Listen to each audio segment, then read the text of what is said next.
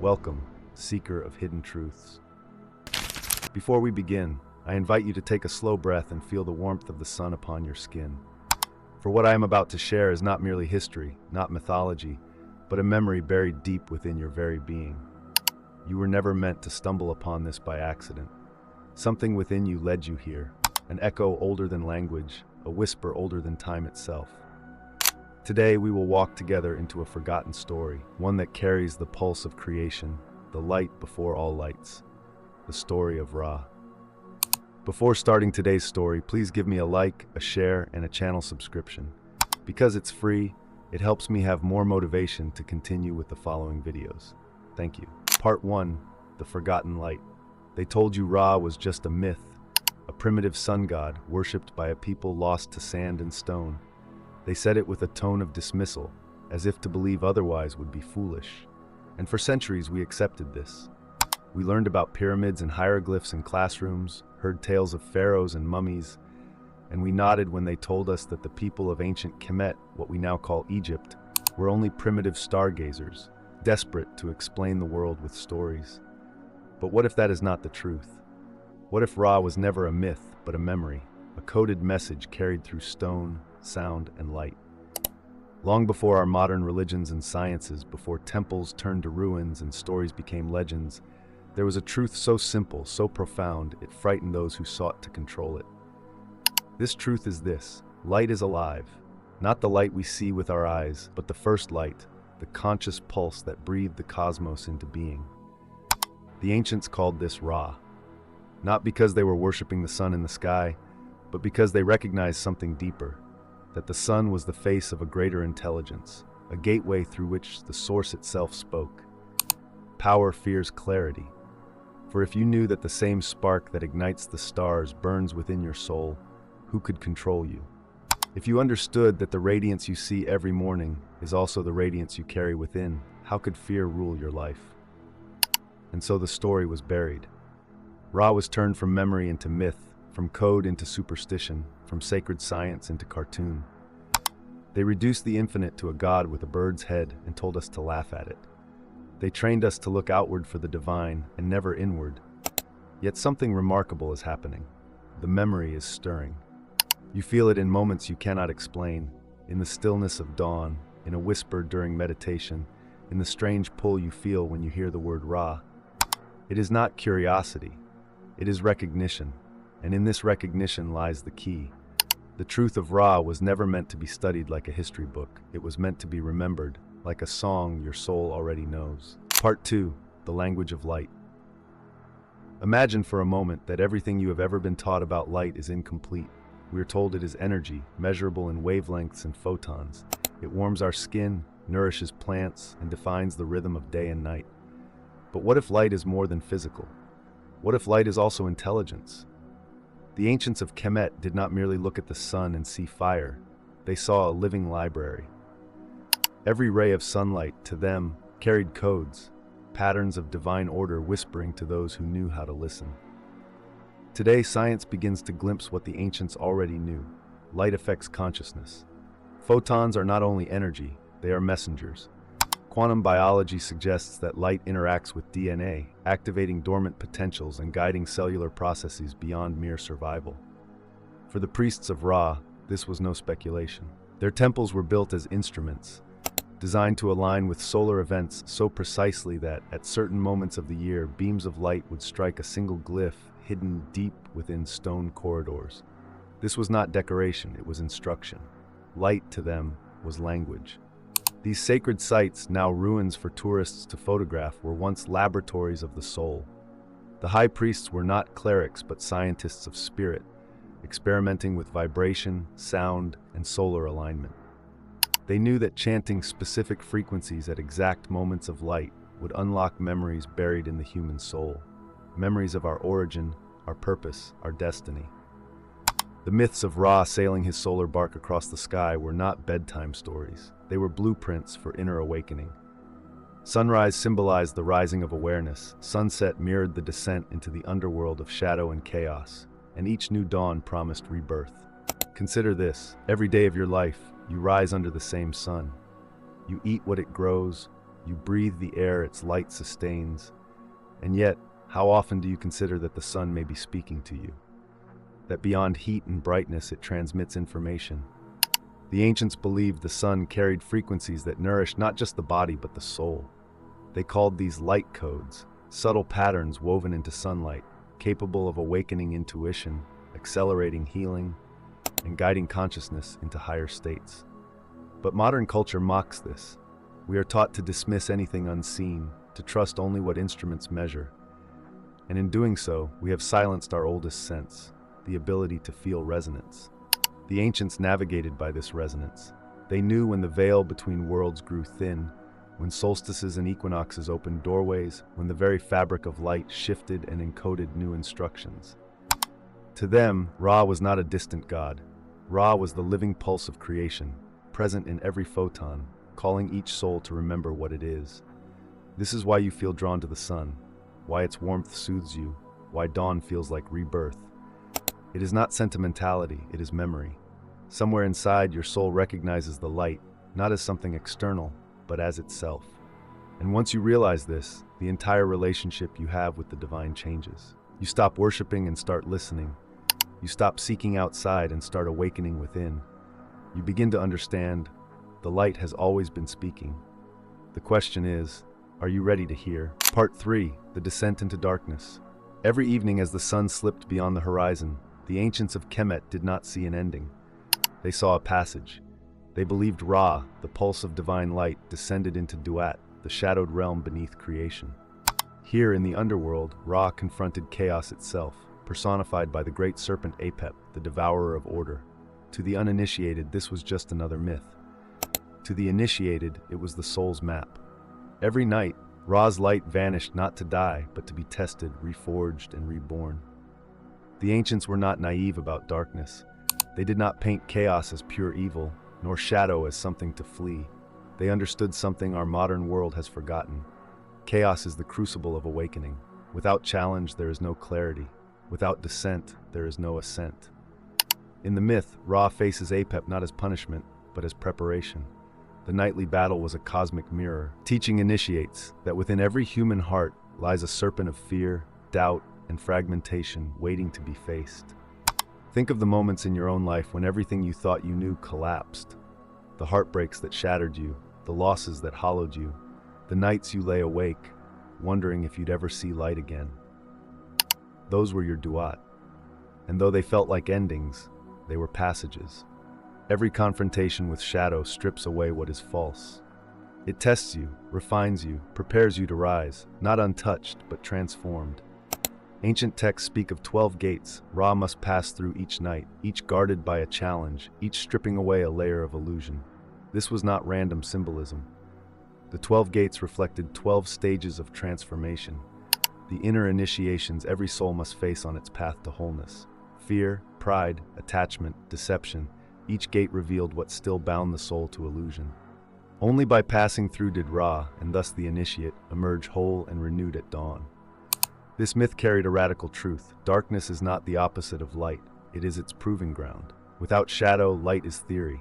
Without descent, ascent is meaningless. Every sunrise is powerful precisely because of the night that came before it. And so Ra's nightly journey was not a tragedy. It was the promise that even in chaos, light remains undefeated. That promise lives in you too. Every time you rise from your own darkness, no matter how deep, you echo Ra's eternal cycle. The ancients encoded this journey not to frighten, but to prepare, to remind us that struggle is sacred, that when you feel lost in the underworld of your own mind, you are not broken, you are being reborn. The serpent of doubt, the shadows of fear are not curses, they are thresholds. And beyond them waits the light that was never gone, only hidden. Part 4, the Eye of Ra, the awakening of inner vision. There is perhaps no symbol more misunderstood in spiritual history than the Eye of Ra. Modern minds, conditioned by fear and control, look upon this ancient glyph and see menace, wrath, punishment, surveillance. Entire doctrines have turned it into an emblem of domination. Yet the ancients never saw it this way. To them, the eye was not about being watched, it was about learning to see, not with physical eyes, but with the eye of the soul. The Eye of Ra was not external, it was inward.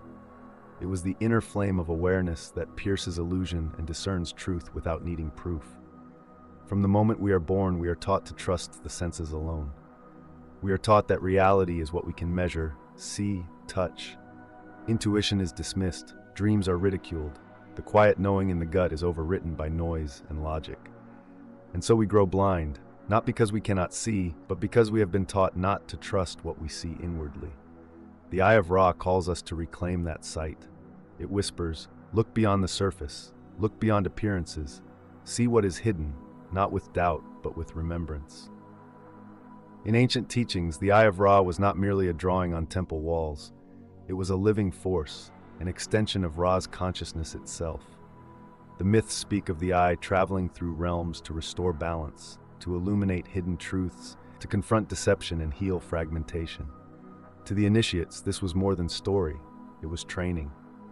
By meditating upon the eye, by aligning with its vibration, they learned to awaken their own inner vision, the faculty that knows truth before the mind can reason it.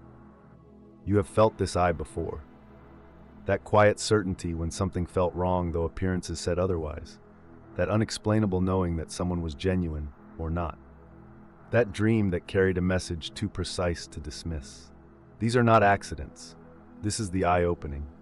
It is the soul's natural way of navigating a world filled with illusions. When this inner sight awakens, you no longer react blindly. You discern. You begin to sense energies beneath words, truths beneath masks, and patterns beneath chaos. In Kemet's sacred geometry, the eye was said to have been torn apart and later restored with sacred precision, each fraction representing a stage of healing.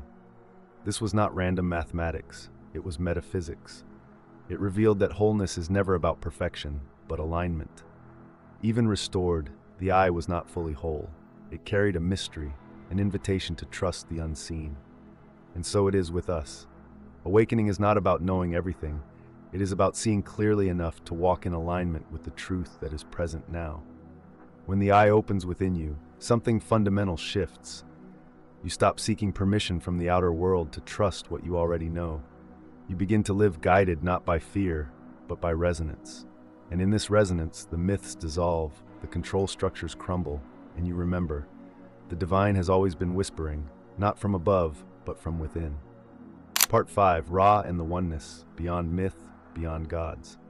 Throughout history, humanity has fractured the infinite into names and faces.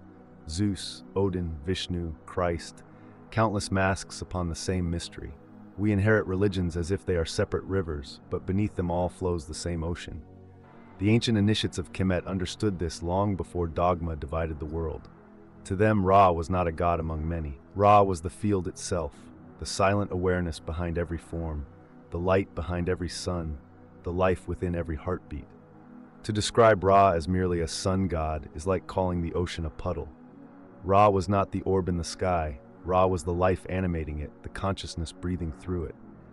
When the texts speak of Adam Ra, they whisper of the self-created one, the all, the eternal principle that emanates itself into countless forms without ever ceasing to be one. This mirrors what other traditions have long hinted at. The Brahman of Vedic philosophy, the Tao that cannot be named, the Logos of the Gnostics, the Monad of mystic Christianity. Different words, same truth, one reality. Imagine removing every label, every mask.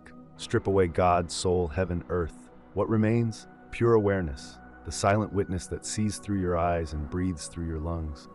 The ancients recognized Ra as this, too vast to worship, too intimate to obey. You do not bow to Ra, you awaken as Ra. For the same light that rises in the east every morning is rising now in you. Such a truth terrifies those who crave control. A person who knows they are not separate from the divine cannot be manipulated by fear of punishment or promise of reward. This is why the conquerors buried the teaching. They renamed Kemet to Egypt, turned living temples into ruins, and recast Ra into myth. They replaced remembrance with obedience, resonance with ritual. And yet the truth remained encoded in symbols, in architecture, in the very cycle of the sun itself, waiting for the day humanity would remember. Perhaps that day is now. Perhaps the reason you feel something stir when you hear Ra is because your soul remembers what the world forgot. You are not here to worship the light in the sky. You are here to awaken the light in yourself. The rivers of religion may differ, but the ocean of truth is one. To know Ra is to know the eternal presence within all things, including you. And once you taste this remembrance, you stop asking where God is and start living as an expression of the One. Part 6. The Great Cover-Up. Why the Light Was Hidden. History as we are taught is not neutral. It is curated, edited, rewritten by those who win wars and hold power. The story of Ra is one of the greatest casualties of this rewriting. Once revered as the pulse of creation itself, Ra was reduced to caricature, a bird-headed god, a primitive sun cult, a myth for children. But this was no accident, it was strategy. For when you erase the memory of where you came from, you sever people from their own power. The conquerors understood something profound. Control the story, and you control the soul. Tell people that divinity lives outside them, and they will spend their lives begging for what they already are. Replace remembrance with ritual, resonance with obedience, and you create a world easy to govern, easy to exploit. The temples of Kemet, once laboratories of consciousness, became ruins. The initiates were silenced. The symbols were recast as superstition. The living light was buried beneath stone and dogma. This forgetting was not merely historical, it was psychological. Over generations, humanity was trained to distrust intuition, to dismiss inner knowing, to look outward for meaning. Education glorified facts but ignored wisdom. Religion preached fear of punishment instead of union with the divine. Culture glorified distraction, noise, endless consumption. Slowly, the inner sun dimmed. People forgot not just Ra, they forgot themselves. Look at the world today, and you can see the cost of this amnesia. A planet disconnected from its source. A species at war with itself. People hungry for meaning, yet afraid of silence. We chase light in technology and entertainment in substances, while the living light within us lies dormant. We seek salvation in systems that profit from our forgetfulness. And all the while, the same sun that sustained the ancients still rises every day, waiting for us to remember. Yet even in the darkest eras, the memory never vanished completely. It hid in whispers, carved in stone, encoded in myths, sung in lullabies, passed through bloodlines of mystics and dreamers. Secret schools guarded fragments of the teaching, not to hoard it, but to protect it from those who would twist it into control. And always, always, the light waited, patient, unchanging, ready for the moment when souls would begin to stir again. That moment may be now. The world grows louder, yet more people feel the quiet pull inward. We are beginning to question the narratives we were handed, to sense that something sacred lies just beneath the surface noise. To remember, faintly at first, then fiercely, that the light they called Ra is not gone. It is rising in us. And once this memory returns, the old structures of control cannot survive. For a humanity that remembers its own divinity cannot be ruled by fear. It cannot be divided. It cannot be conquered. Part 7. The Awakening. Living as the Light. There comes a moment when memory stops being an idea and becomes a frequency. When what you once searched for outside begins to rise from within. When you realize the light you've been chasing has been you all along. This is the moment of awakening. Not a thunderclap, not a spectacle, but a quiet recognition. I was never separate. I was never lost. I was never less than divine. Every dawn, Ra rises over the horizon, illuminating the world. But the true rising is when Ra awakens inside you. When the inner sun that was silenced by generations of fear begins to burn again, not with arrogance, but with remembrance. In that moment, everything shifts. You stop asking the world for permission to shine. You begin to radiate presence naturally. You live not as a seeker of light, but as a bearer of it. To live as light does not mean perfection. It means presence. It means walking into chaos with clarity, carrying peace into conflict, offering truth without fear. It is subtle and contagious. You do not awaken by preaching, you awaken by being. By embodying the resonance of Ra so deeply that others feel it without you saying a word. This is why the ancients encoded their teachings not just in words, but in vibration, architecture, and ritual, because awakening is not taught. It is remembered. When one soul remembers, it stirs another, and another, until a quiet wave begins to spread across humanity, not through conquest, but through coherence. This is the quiet revolution of Ra, the return of light, not as dogma, but as living frequency. You may already feel it, the pull to silence, the yearning for truth beyond opinion, the hunger for something eternal amid endless noise. That is Ra, calling you home. And so as we close this story, I offer you not an ending, but a beginning. The myths, the temples, the symbols, they are mirrors, pointing back to the one place you were never taught to look, within. The same light that breathes stars into being is breathing in you now. It has never left. It waits for you to notice, to remember, to live. Next time you stand under the sun, do not just look. Listen, feel the hum beneath your skin, the memory stirring in your chest. That is not imagination, that is you. That is Ra, rising again.